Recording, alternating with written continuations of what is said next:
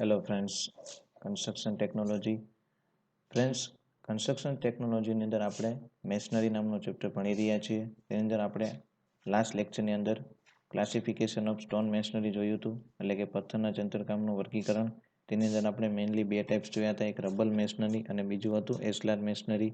પછી એના વિશે પાછા ડિટેલ્સ એમાં ટાઈપ્સ હતા. રબલ મેશનરીમાં સ્તરીય રબલ હતું, સ્તર વગરનું, રેન્ડમ રબલ, ડ્રાય રબલ, બહુકોણીય એટલે polygon rubble and flint rubble. પછીની સામે એસ્લાર મેશનરીમાં હતો ashlar fine, ashlar rough tool, ashlar quarry face, ashlar chamfered, ashlar block in course and ashlar facing. પછી ત્યારબાદ આપણે એના વિશે દરેકની અંદર ડિટેલ્સમાં જોયું હતું. પછી એના પછી નેક્સ્ટ આપણે ટોપિક સ્ટાર્ટ કર્યો હતો, તો કે સ્ટોન સર્ફિંગ, આપણે શું કહેવાય લિફ્ટિંગ, એના માટે કયા કયા ઉંચકવા માટેની કઈ કઈ સામગ્રીનો યુઝ થાય છે એ આપણે જોયું હતું.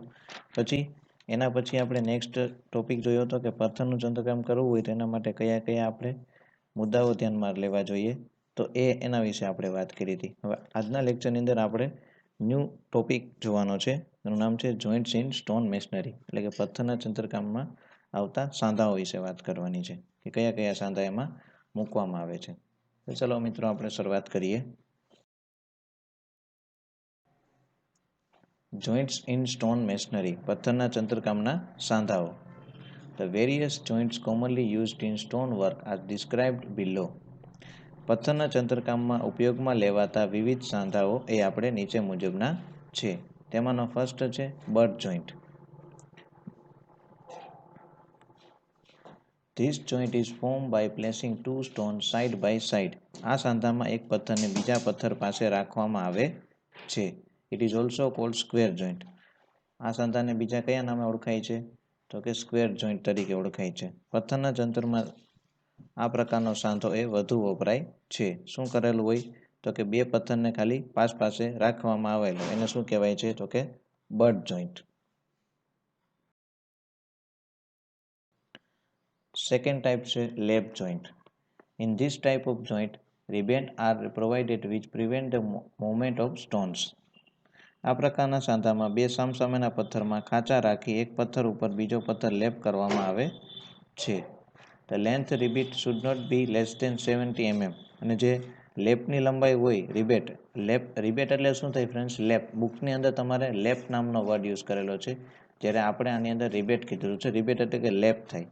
એટલે લેપની લંબાઈ 70 mm કરતાં ઓછી ન હોવી જોઈએ. This joint is used four arch work. Ready, જ્યારે આપણે આર્ચ મૂકવાની હોય ત્રિજ્યાકારમાં, તો ત્યાં આપણે આ જોઈન્ટનો યુઝ કરેલો હોય છે. કોપિંગ ઓન ગેબલ્સ ઇટીસી, ગેબલ્સનું કોપિંગ કરવા માટે લેપ જોઈન્ટ વધુ વપરાય છે. ફિગરમાં તમે જોઈ શકો છો, ખાંચો વચ્ચે પાડી અને પછી જે લેપ છે ને બંનેને ઓવરલેપ થતા જોવા મળે છે. થર્ડ ટાઈપ છે જોગલ જોઈન્ટ અથવા તો Tong and groove joint. In this type of joint, projection is provided in the one stone and depression is provided in the other stone. આ પ્રકારના સાંધામાં પથ્થરના એક છેડે પ્રોજેક્શન અને બીજા છેડે ખાંચો રાખવામાં આવે છે. This arrangement prevents the sliding of stone. આવા સાંધાથી એક પથ્થર ઉપર બીજો પથ્થર સરકતો નથી, એટલે એનું સ્લાઇડિંગ થતું રોકે છે. આ પ્રકારનો સાંધો બનાવવાનું ખર્ચાળ અને મુશ્કેલ હોવાથી ઓછો વપરાય છે. એ આ કોસ્ટલી હોય છે અને બનાવવું થોડુંક કેવું રહે છે, તો કે ડિફિકલ્ટ અથવા તો મુશ્કેલ રહે છે. કેમ કે એક પથ્થર કેવું હોય, તો કે એના છેડે પ્રોજેક્શન રાખે અને બીજા છેડે પાછો ખાંચો રાખે, એટલે એ વસ્તુમાં શું થાય, તો કે થોડુંક મુશ્કેલી થાય. એટલે આ પ્રકારનો જે જોઈન્ટ છે વધારે પ્રમાણમાં વપરાતો નથી. નેક્સ્ટ છે joint dowel joint. In this type of joint, a hole is cut into each stone and loose dowels which are small pieces of hard stone. આ પ્રકારના સાંધામાં પાસેના બે પથ્થરોમાં સમસ્થિતિજ હોલ પાડવામાં આવે છે. આ બંને હોલમાં ડીવેલ ફિટ કરવામાં આવે છે. ડીવેલ કયો કે ડોવેલ કયો, બંને સેમ. સ્ટેટ બ્રાસ, કોપર, ઇટીસી, અને જે હોય એમાં ફિટ કરેલું હોય, વચ્ચે એનું બનેલું હોય બ્રાસનું. Are inserted and secure with cement mortar, અને સિમેન્ટ મોટરથી એને ફિટ કરવામાં આવે છે. This joint prevent sliding of stone. આ પ્રકારનો સ્ટોન છે એ સ્લાઇડિંગ થતું રોકે છે. ફિગરમાં તમે જોઈ શકો છો, આ જે હોય એ શેનું બનેલું હોય, તો કે બ્રાસ અથવા તો સ્ટીલનું બનેલું હોય છે આ. પછી એની લંબાઈની વાત કરી છે તો કેટલી હોય છે તો કે 10 થી 15 સેન્ટીમીટર હોય છે અને એની જે થિકનેસ હોય છે જાડા એ હોય છે 25 mm જેટલી હોય છે. આની લેન્થ હોય છે 10 થી લઈને 15 સેન્ટીમીટર જેટલી અને એની જાડાઈ હોય છે 25 mm જેટલી હોય છે.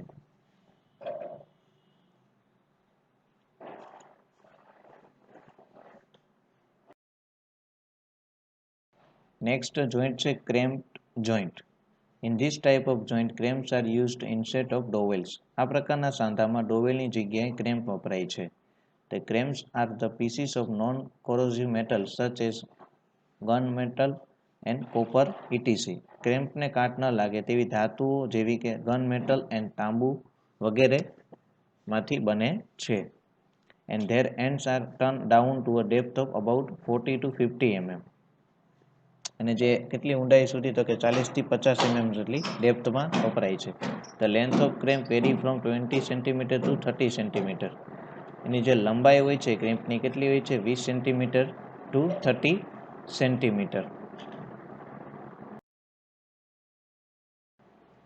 પછી નેક્સ્ટ જોઈન્ટ છે લાસ્ટ તો કે plug joint. In this type of joint, dovetail shapes mortise are provided in the slide of the adjustment stone. આ પ્રકારના સાંધામાં બે પથ્થરો પાસે ગોઠવી બંને પથ્થરમાં આકૃતિમાં દર્શાવ્યા મુજબ ખાંચો પાડવામાં આવે છે. એટલે બંનેને પાસે ગોઠવી અને શું તો કે ઓફસેટ ખાંચો પાડવામાં આવે છે. ફિગરની અંદર તમે જોઈ શકો છો. When stones are placed in the position, molten lead is poured in the joint.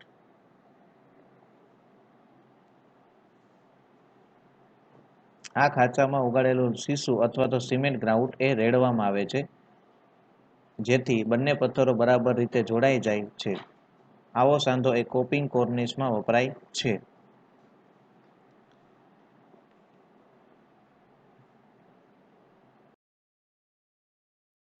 Second topic છે આજના લેક્ચરનો stone lifting and appliances. First આપણે શું જોયું હતું ફ્રેન્ડ્સ તો કે લેપ જોઈન્ટ, પછી હતું butt joint, Jogal joint, table joint, plug joint, towel and camp joint.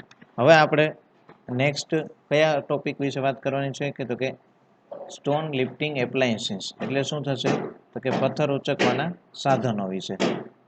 Ready? તો એનામાં following are the appliances used for the lifting the stones. એમાં છે ચેઇન અથવા તો રોપ, સાંકળ અથવા તો દોરડા. પછી છે લેવિસ,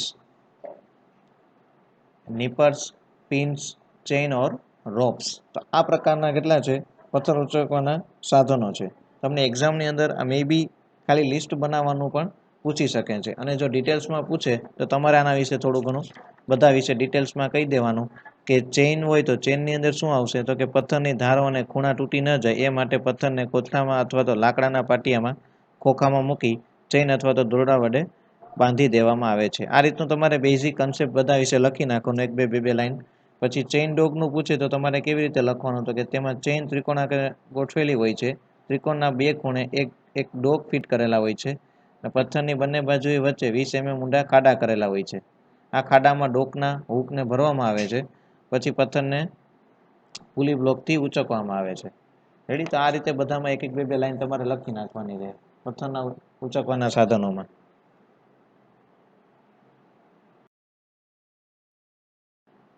પછી નેક્સ્ટ ટોપિક છે ખૂબ જ અગત્યનો ટોપિક છે friends, comparison of brick masonry and stone masonry.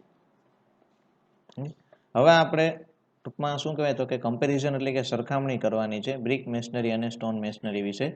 તો ફર્સ્ટ એમાં એ અને બી બે આપણે કરીએ. ફર્સ્ટ છે કે points in favour of brick masonry એટલે કે એવા પોઈન્ટ કે જે બ્રિક મેશનરીના ફેવરમાં આવતા હોય, જ્યાં પથ્થર કરતાં ઈંટને વધારે સારી એવી ચડિયાતી કીધી હોય. રેડી? તો the brick masonry is superior to stone masonry under the following circumstances. એ બ્રિક મેશનરી છે એ કેટલાક પોઈન્ટથી પથ્થરો કરતાં સારી એવી છે. નીચેના કેટલાક પોઈન્ટ છે. At place where there is a plenty of clay but stones are not easily available, brick masonry becomes cheaper. એવી જગ્યા હોય કે જ્યાં આપણે તો કે સ્ટોન છે એ ઇઝીલી અવેલેબલ ન હોય ત્યાં બ્રિક મેશનરી આપણે એકદમ ઇઝી રહે છે. Brick masonry construction require less skill labour. ઈંટનું ચંતરકામ કરવું હોય તો આપણે સારા એવા કોઈ કુશળ કારીગરની જરૂરિયાત રહેતી નથી. bricks can be lifted easily and do not require lifting devices. Brick કેવી હોય, વજનમાં થોડીક હલકી હોય છે, એટલે એનું વજન કેટલું હોય છે તો કે 3.15 kg જેટલું હોય છે. તો એટલું વજનનું વેઇટ આપણે એક નોર્મલ મેન પણ આપણે એને ઉચકી શકે છે. રેડી, એટલે આપણે એને કોઈ માટે એવું કંઈ લિફ્ટિંગ ડિવાઇસીસની જરૂર નથી, કેમ કે આપણે જોયું ને ચેઇન, લેવિસ ને પિન્સ ને તે બધા એના લિફ્ટિંગ હતા, સ્ટોન ને પથ્થરને ઉચકવાના. તો એ રીતના કંઈ રિક્વાયરમેન્ટની જરૂર રહેતી નથી. પછી નેક્સ્ટ પોઈન્ટ છે, the mortar joints are thinner in case of brick work than the stone work. Mortar જે જોઈન્ટ હોય, રેડી, ચંતરમાં જે સાંધા આવે તે બ્રિકના નાની સાઇઝના હોય છે, કેમ કે પાતળા હોય છે સ્ટોનની સરખામણીએ. This max the brick work more durable and cheaper. અને આના લીધે જ આપણું બ્રિક વર્ક છે એ વધારે ટકાઉ બને છે. Because of plain surface obtained, the thickness of plaster in brickwork is much less than in stone work. Ready, plane surface આપણે લીધેલી કરવા માટે જે પ્લાસ્ટરિંગ કરવામાં આવે છે, રેડી, તો બ્રિક મેસ્ટરીની અંદર પ્લાસ્ટર માટે આપણે થિકનેસ હોય એ ઓછી રહે છે એઝ કમ્પેર ટુ પથ્થરનું જે વર્ક કરેલું હોય એના ઉપરને. રેડી, બ્રિક મેશનરી હોય તો આપણે પ્લાસ્ટરનું કેવું કરવાનું, તો કે ઓછું, એટલે કે જાડાઈ એની ઓછી હોય છે as compare to stone masonry. Bricks are of regular shape and size. જે બ્રિક્સ હોય છે તે રેગ્યુલર શેપમાં અને એની સાઇઝમાં હોય છે. ત્યાં આપણે બે સાઇઝ ભણ્યા હતા, એક હતી મોડ્યુલર સાઇઝ અને બીજી હતી એની standard size. Ready, modular size કેટલી હતી તો કે 19/9/9 સેન્ટીમીટર, અને સ્ટાન્ડર્ડ સાઇઝ અથવા તો જે મોટા સાથેની કેટલી હોય 20/10/10 centimetre. Due to this proper bond can be obtain. અને એના લીધે જ આપણને પ્રોપર એનો બોન્ડ મળે છે. Stones require dressing for maintaining the bond. જો પથ્થરના ચંદ્રકામમાં આપણે બોન્ડ મેળવવો હોય, રેડી, જોડાણ વ્યવસ્થિત કરવું હોય પ્રોપર, તો એના માટે આપણે એને ડ્રેસિંગ કરવું પડે છે. ડ્રેસિંગ એટલે શું, કે જે આપણે ઇક્વિપમેન્ટ આવે ને જે કુવાડા વડે, તો કુવાડા વડે પથ્થરને ઘણીવાર કટ કરવામાં આવે છે, પછી એ રીતે એનો સાંધો જોઈન્ટ કમ્પ્લીટ કરવામાં આવે છે. નેક્સ્ટ પોઈન્ટ છે, bricks offer better resistant to fire than the stone. ઈંટો છે તે ફાયર રેઝિસ્ટન્સ એટલે કે આગ સામે વધારે પ્રતિરોધકતા ધરાવે છે એઝ કમ્પેર ટુ પથ્થરો. ફર્સ્ટ આપણે વાત કરી કે બ્રિક મેશનરી છે એ સ્ટોન મેશનરી કરતાં કેટલું ચડિયાતું છે. અને હવે આપણે વાત કરશું કે પથ્થરનું ચંતરકામ છે એ કેટલાક પોઈન્ટે ઈંટો કરતાં સારું રહે છે. The stone masonry is superior to brick masonry under the following circumstances. Stone masonry છે એ કેટલાક પોઈન્ટથી બ્રિક મેશનરી કરતાં વધારે ચડિયાતું રહે છે. તેમાં ફર્સ્ટ પોઈન્ટ છે, stone masonry stronger than brick masonry of the same wall thickness.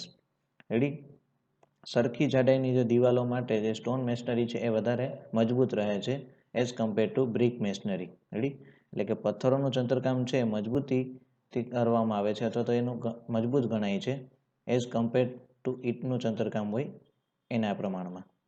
Stone masonry is cheaper at place where stone are abundantly available. પથ્થરોનું ચંદ્રકામ છે એ સસ્તું રહે છે ક્યાં, કે જ્યાં વધારે પ્રમાણમાં અથવા તો આપણને ઇઝીલી નજીકમાં જ આપણને સ્ટોન મળી રહે તેમ હોય ત્યારે. The life of stone masonry is much more than brick masonry. Life of stone masonry એટલે શું થાય, કે પથ્થરોનું જે ટકાઉપણું કહેવાય અથવા તો એની આયુષ્ય છે એ વધી રહી છે એઝ કમ્પેર ટુ ઈંટોના ચંદ્રકામના પ્રમાણમાં. નેક્સ્ટ પોઈન્ટ છે, stone work gives massive appearance. એટલે અપિયરન્સ કેવો આપે છે, સારો આપે છે. Due to this public building and mountable works are preferred in stone masonry. એના જ લીધે આપણે બિલ્ડિંગોની અંદર વધારે મોસ્ટ ઓફ પથ્થરોનો યુઝ કરેલો હોય છે. Stone masonry is more water tight than brick masonry. એ ભેજ ચુસ્તતા કહીએ કે જે મોઇશ્ચરનો એન્ટ્રી ન થવા દે બિલ્ડિંગમાં અથવા તો આપણા મકાનોમાં, એ સ્ટોન મેશનરી એટલે કે પથ્થરોના ચંદ્રકામમાં સારું રહે છે ઈંટોના ચંદ્રકામ કરતાં. Better architecture effect can be given in stone work. જે આર્કિટેક્ચરના જે ડિઝાઇન પ્રમાણે જે સ્ટોનનો યુઝ કર્યો હોય, પથ્થરોનું ચંદ્રકામ કર્યું હોય, તો એની અસરો સારી એવી મળે છે. Normally stone masonry does not require plaster. Normally છે તે પથ્થરના ચંદ્રકામને પ્લાસ્ટર કરવાની જરૂરિયાત રહેતી નથી. Due to this the maintenance cost is less. અને એના જ લીધે આપણે મેન્ટેનન્સ કોસ્ટ છે એ ઓછો હોય છે.